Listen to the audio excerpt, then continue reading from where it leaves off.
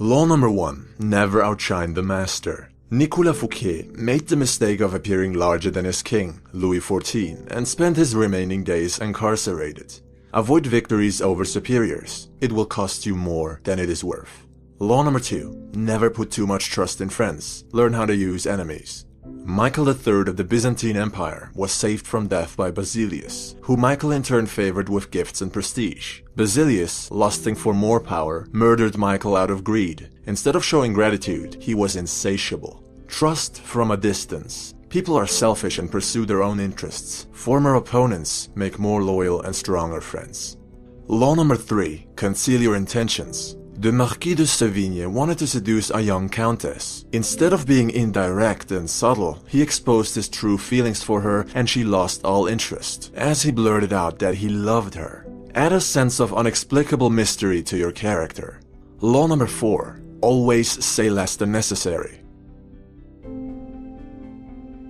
Law number 5. So much depends on reputation. Guard it with your life. During the Second World War, Erwin Rommel was known for his superior skill in cunning and deceptive strategy. All of the opposition were demoralized and doubting their chances of success facing him. Your reputation precedes you. Build and protect it carefully.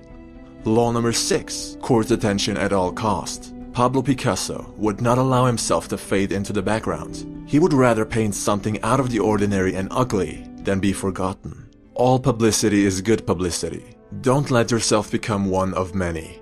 Law number 7. Get others to do the work for you. Thomas Edison wasn't much of a scientist, but a businessman. He would capitalize on Nikola Tesla's genius and garner all the credit. Hire talents capable of doing what you can't.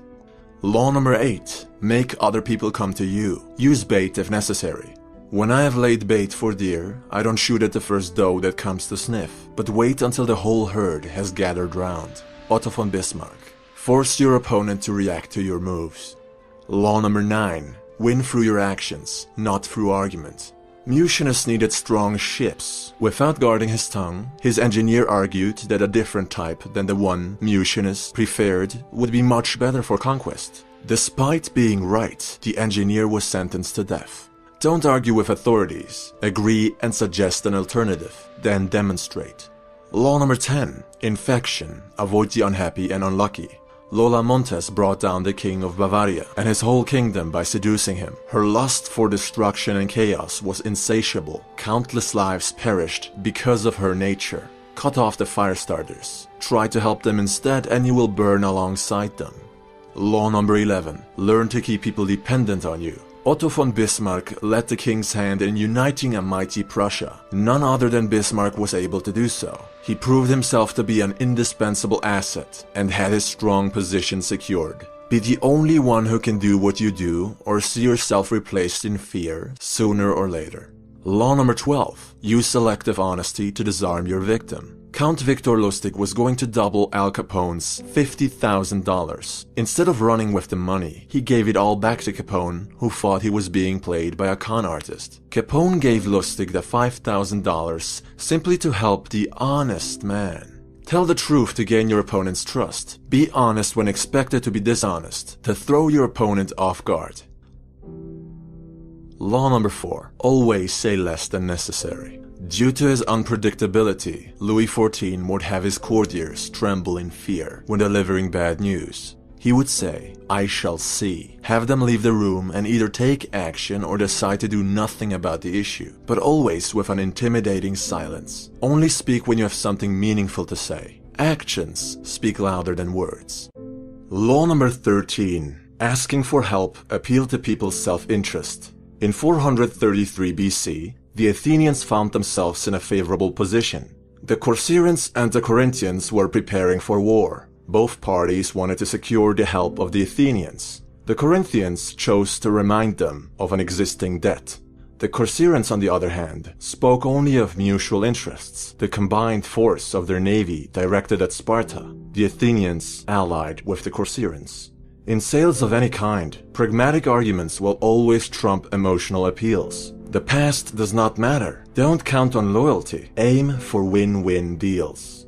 Law number 14. Pose as a friend, work as a spy. Charles-Maurice de Talleyrand-Périgord, French politician and mastermind behind Napoleon Bonaparte's defeat, would hold himself back in conversation and get others to talk endlessly of themselves to the point of betraying their own thought, intent, and strategy. An interrogation disguised as a friendly chat, so subtle that the victim did not notice. Learn to judge a person's character by what they reveal of themselves, so that you can recognize a threat before it arises. Test people's honesty before you consider trusting them. Law number 15. Crush your enemy totally. A priest asked the dying Spanish statesman and general Ramon Maria Narvaez, "Does your excellency forgive all your enemies?" "I do not have to forgive my enemies," answered Narvaez. "I have had them all shot." The last resort, when words are no longer heard and the enemy cannot possibly be reasoned with, the chances for peace at their lowest, the only option is total destruction. Merely wound the enemy, he will recover and show no mercy in turn. Law number 16. Use absence to increase respect and honor. A man said to a dervish, "Why do I not see you more often?" The dervish replied, "Because the words, 'Why have you not been to see me?' are sweeter to my ear than the words, 'Why have you come again?'" Molayami, quoted in Idries Shah's Caravan of Dreams, 1968. Give people time to miss you by robbing them of your presence. It's when we lose something that we discover how valuable it had been to us. On your return, you will be appreciated all the more. Law number 17. Cultivate an air of unpredictability. Once Pablo Picasso had become a recognized artist, others would assume that whatever action he took must have been calculated.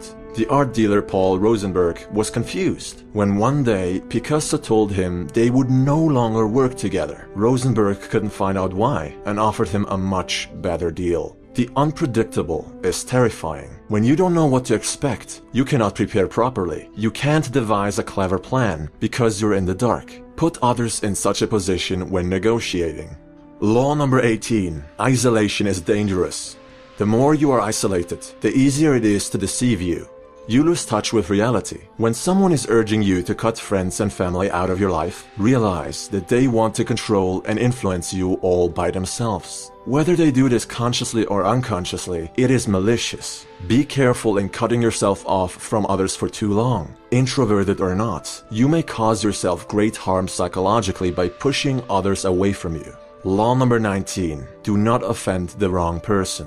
Muhammad, the Shah of Khwarezm and Inalchik, had beheaded Genghis Khan's messengers who had come in peace with great gifts and offerings. The Khan declared war, seized the enemy's capital, and had Inalchik killed, quote, by having molten silver poured into his eyes and ears. Later Genghis Khan seized Samarkand, bringing his brutal conquest of Muhammad's vast empire to an end.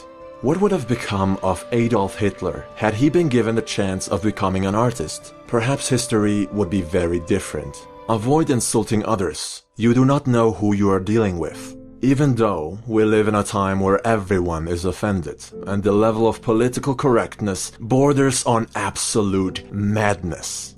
Law number 20. Do not commit to anyone. Alcibiades, Greek soldier and statesman, found himself courted by the Athenians and the Spartans because he had influence on the Persians, and honored by the Persians because he had influence over the Greek city-states. Instead of committing to one side, he played all of them in his favor. Committing to someone is like handing yourself over to them. It means more obligations and less control. Law number 21. Play a sucker to catch a sucker. Socrates said, "The only true wisdom is in knowing you know nothing." He didn't actually believe of himself that he did not know anything. It was his way of disarming people. Sometimes you have to play dumb so that the other lets his guard down. Being openly smart is foolish. Being openly foolish is smart. Law number 22. Surrender tactic. Transform weakness into power. The Melians were prompted to surrender, but declined the Athenians' offer. Despite their alliance, the Spartans did not come to the rescue. Melos was conquered and their population slaughtered and sold into slavery. To quote Cardinal de Retz, "Weak people never give way when they ought to. Avoid weakness, but when you find yourself in a weak spot, choose to fight another day. You will lose the current battle, but the war is not over." Law number 23. Concentrate your forces. The greater an empire's territories, the more vulnerability. Great lands need strong borders. Else they may be overrun by another barbarian tribe, as seen with the collapse of Rome. Your armies are strongest when forged together. Divide them, and they may not be able to protect the empire from an invasion. Dedicate your complete focus to one front, using every resource at your disposal, and all of your energy to master your craft through total immersion. Law number 24. Play the perfect courtier. One cannot spell courtiership without Charles Maurice de Talleyrand-Périgord, the man who brought down Napoleon Bonaparte, master of the battlefield, with extreme subtlety. You are a courtier, or courtier, whether you like it or not. You must play the game of power, so you might as well choose to be good at it. The perfect courtier obeys his masters but shines in his own light. He is not powerless, doesn't trust, but appears trustful, doesn't talk much, but finds the right words and the right timing when he does. Everyone likes him. He is charming, witty, and helpful. He appears to be neutral, a paragon of honesty and fairness. He always has a genuine smile on his face, and we don't doubt his intentions for 1 second. Although he is a great talent, we do not feel threatened by him. We seek him as an ally. This way, the perfect courtier holds more power than the king himself without the dangers of that position. As we target the highest authorities, he's in the shadows observing the current state of the chessboard. Pieces may fall and be sacrificed on both ends, but he is winning regardless. Learn the art of courtiership. Law number 25. Recreate yourself. Others will call you what they think you are, or what they think they see in you. It's all superficial. Every now and again, you'll receive a genuine compliment. But your parents, friends, society, even your government, expects you to be someone or something else. It's important that you choose to be whatever you want to be, and that you feel free to change whenever you like. You have the freedom to dismiss the opinions of others, even to put on a good show like Gaius Julius Caesar. The world is your stage. It's up to you what role you want to play. Think of life like a book, and you're writing it. You're the main character, so act like it. Law number 26. Keep your hands clean. As written in Niccolò Machiavelli's letter to the prince, Cesare Borgia was using Ramiro di Orco as a tool to take gruesome action against all of his enemies. In the end, he used him as a scapegoat, put the full blame on di Orco, and threw lavish banquets for the common folk, presenting not only his clean slate, but positive change. It is the ultimate act of betrayal, to have someone's back only to find out they've been using you this whole time. Avoid falling into the trap of being someone's cat's paw, or scapegoat. Law number 27. Play on people's need to believe. There are two different types of people in the world. Those who want to know and those who want to believe. Friedrich Nietzsche. We strive to find meaning in a world full of formless chaos. Hence, most of us resort to the comfort of believing in unproven divine entities. Your quest for answers and your need to belong is used against you, whether for your recruitment as a mindless disciple or your loyal customership for a particular brand. Christopher Hitchens wrote, "Beware the irrational, however seductive. Shun the transcendent, and all who invite you to subordinate or annihilate yourself." End quote. If someone claims to have all the answers, they are full of shit. Fall prey to them, and all you are doing is giving more power to those who don't have your best interest at heart. You cannot let others think for you. If something doesn't make sense to you, perhaps like right now, feel free to dismiss it, but consider doing so on your own behalf. Law number 28. Enter action with boldness. If you're confident enough to play the role of Monsieur Lustig, one of the greatest con artists in history, selling the Eiffel Tower to greedy scrap metal business owners looking to make a fortune overnight for millions of dollars, not once but twice, one thing is crystal clear. You're not playing around. You don't hesitate, and your moves have a high rate of success, be that in seduction, strategy, or power games. There's that one split second before a box fight where Mike Tyson's opponent will flinch and break eye contact. He already knows he's beaten. There's that scene where Marco Polo and Kublai Khan stare down a wolf. It's hesitation versus boldness. In order to be fearless, you need courage. Be bold. Law number 29. Plan all the way to the end. Excerpt from the book. The gods on Mount Olympus, looking down on human actions from the clouds, they see in advance the endings of all great dreams that lead to disaster and tragedy, and they laugh at our inability to see beyond the moment, and at how we delude ourselves. Before you take action, consider the possible outcomes and consequences, calculate the risk, then execute if it's worth doing. However, as time goes on, things reform, and it would be foolish to stick to a plan that ignores change. Law number 30. Make your accomplishments seem effortless.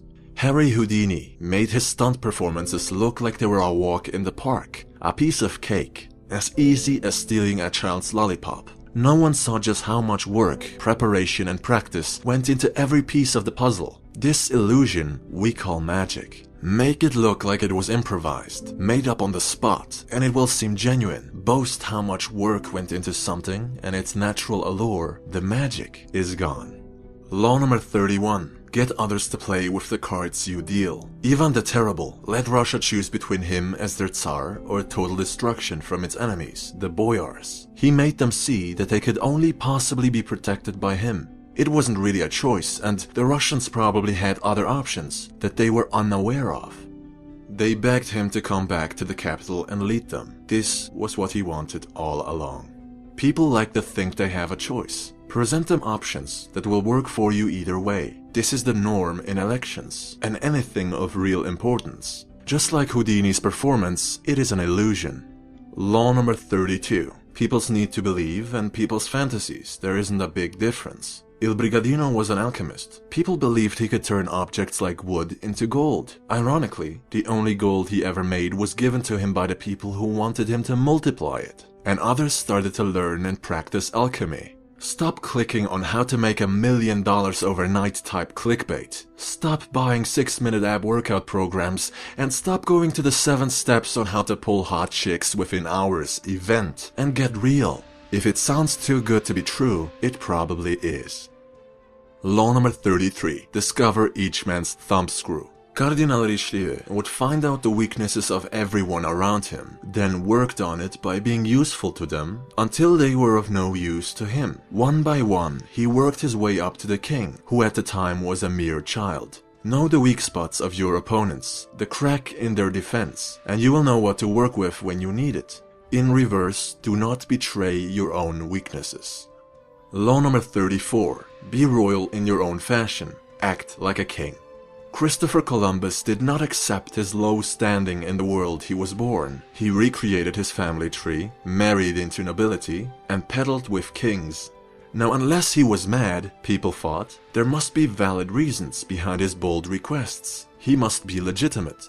Ask for less, receive less. What you tolerate is what you end up with. Do not think lowly of yourself. You're a king in your own right. You're a queen in your own right. Princes and princesses are no good today. Law number 35. Master the art of timing. Joseph Fouché was switching sides whenever he sensed danger. His biography is riddled with nigh impossible escapes from death. He did not deem it necessary to be loyal to disloyal men. Say what you want of his attitude, but he certainly knew when to act and when to lay low. With time comes change. It is important to not only know how to adapt, but at what exact moment for maximum effect. Too fast and you're a traitor. Too late and you're imitating the others. In any case, learn to use time to your advantage. Law number 36. Disdain things you cannot have. King Henry VIII of England ignored his wife Catherine of Aragon for denying him a son. With Thomas Cromwell on his side, he devised a clever plan to marry Anne Boleyn. When you ignore someone, they cannot argue with you, they cannot influence you. You're out of reach and they can't do anything about it. If there is something you cannot and will never have, it is best to push it aside with discontent. Law 37. Create compelling spectacles. Dr. Weisleder healed his patients with the mere energy of moonlight. Why was this obvious scam so successful? Well, people didn't have the internet back then, but they also believed it was too spectacular to be fraud. The grandiosity, the associated status, rich and famous personalities were waiting in line to be healed and healed again. Using symbols as powerful as the moon and the very absence of explanation let people fill in the logical gaps all by themselves. If everyone believes it, it must be true. Mark Twain wrote, "Whenever you find yourself on the side of the majority, it is time to pause and reflect." Law 38. Think as you like, but behave like others. 478 BC, the fearless and experienced warrior Pausanias and his Greek troops captured part of the Persian Empire. Being the overseer of these lands went to his head, and he began acting rather strangely, even for Pausanias. He spoke ill of his own people. Feeling and showing superiority breeds hate. His god complex and constant need to stand out had him killed in the end. You want to fit in, whether you share common beliefs or not. Being better or different in any way just causes trouble through other people's envy and disdain. They'll ostracize you from the group and slander your reputation. How much money do you make? About 70% of whatever they make. Law 39. Stir up waters to catch fish. This is the good old lay a trap with bait and wait. Monkey see, monkey do. The spider web. Mice desire cheese so much, they won't even see the obvious construction around it. When you know your enemies and their weaknesses, you know what they react to, and you use this knowledge against them. Create a false alarm. They'll make a run to save what they hold so dearly and weaken themselves by exposing their flank. That's where you hit them. That's certainly where they will hit you if you fall for it. Keep yourself from being reactive. All that rage, blinding emotions, fear, desire, it makes you predictable and it makes you weak. Don't be impulsive. Law 40. Despise the free lunch. Louis XIV had an eagle eye for the strategic power of money. He would gift paintings of great value to people who didn't like him very much, until then. This way, he got nobility, the keys to power, on his side. At the same time, he increased operational costs for the aristocrats who wanted him gone. It's ingenious. He took money from his enemies and gave it to his new friends. 2 birds with 1 stone. This is one of my favorite laws because it states that cheap misers miss out on opportunities. It pays to be generous, and it pays not to accept free gifts. What is the return of investment on paying for someone's coffee? You sit down at Starbucks with an influential, connected, and experienced entrepreneur. You get to talk to him for 10 minutes, ask his advice, learn from his mistakes. I don't care if the coffee costs $50, I'm paying because there is a lot of upside. Law 41. Avoid stepping into a great man's shoes. Alexander the Great's father had set the standard of achievement very high. Alexander wasn't going to be content in his father's shadow. He wasn't going to rest on his father's and later on his own laurels.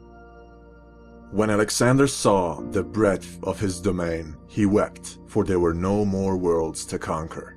Now, imagine if Alexander the Great had had a son who wanted to be a conqueror. That he would pale in comparison is an understatement.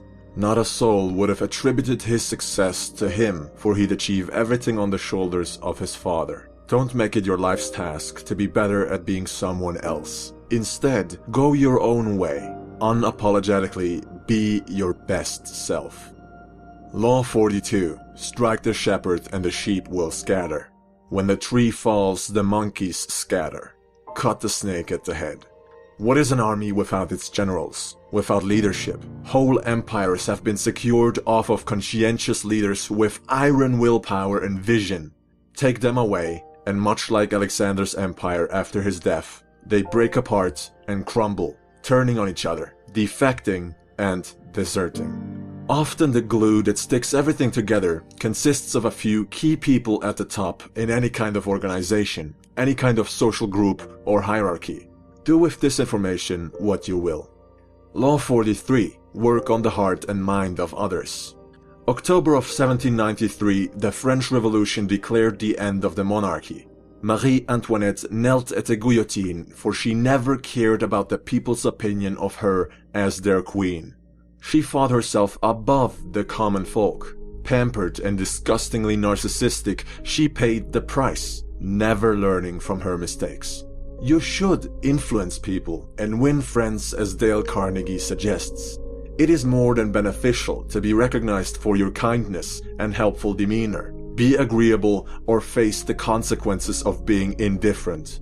Be humble or be humbled. Law 44. Disarm and infuriate with the mirror effect. Alcibiades charmed the Athenians, got accused of profaning sacred statues and fled. Then charmed the Spartans, impregnated the king's wife and fled.